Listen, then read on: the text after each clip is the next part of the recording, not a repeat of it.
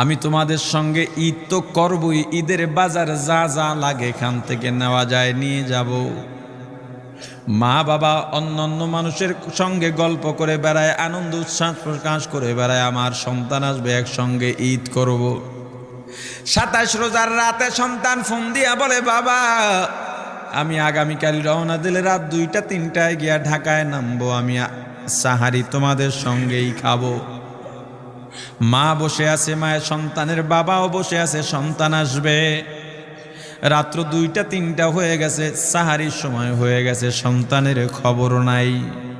শেষ টাইমে মা বাবা সাহারি খেয়ে ফজরের নামাজ পড়ে দরজার মধ্যে অপেক্ষা করতেছে, সন্তানের খবর নাই। 8টা 9টা 10টা বেজে গেছে, মায়ের মনটার ভালো লাগে না।